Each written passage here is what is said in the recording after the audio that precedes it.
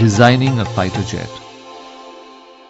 As a young boy, my friends and I walked back home from school at Rameshwaram. On the way, we often rested on the banks of our village pond. While my friends practiced skimming pebbles over the rippling water, I would sit and watch the cranes and seagulls soar in the sky. The sight of those birds inspired me, and I dreamt of my future. As I grew older, my goal became clearer. I knew I had to go into engineering to realize my dreams.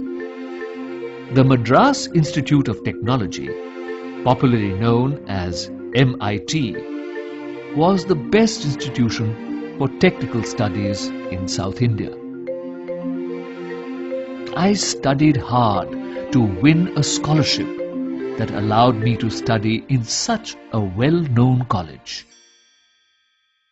But it wasn't until the day I entered MIT that I saw my goal standing before me. The MIT campus boasted of 2 large aircraft that were on display.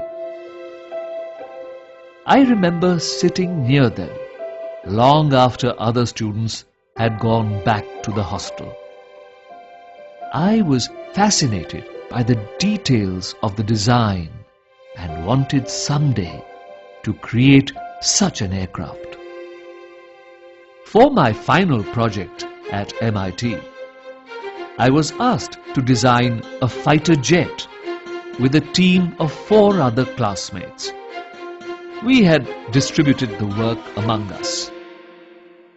One day, my teacher reviewed my progress and exclaimed, "Abdul, I'm really disappointed with your plan.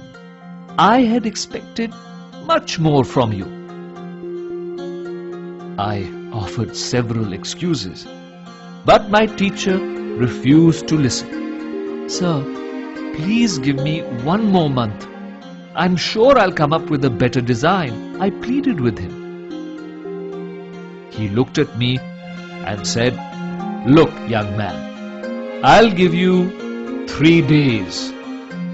If on Monday morning you fail to show me a better design, I'm afraid your scholarship will be cancelled." I was speechless. The scholarship was my lifeline. Without it, I would be helpless. I had no choice but to keep on working. That night, I remained awake all night, toiling on the project. The next morning, I just took an hour's break, ate very little, and went back to work. On Sunday morning, I had almost completed the task when I suddenly felt a presence behind me. I turned around to discover my teacher peering at my drawing. After examining my work, he patted me on my back and said, "I knew I was putting you under stress by asking you to meet an impossible deadline. I never expected you to perform so well." I had hardly slept or eaten in the past 3 days, but I now felt a huge sense of joy and relief. Not only did I keep my scholarship, I also graduated from MIT with outstanding marks.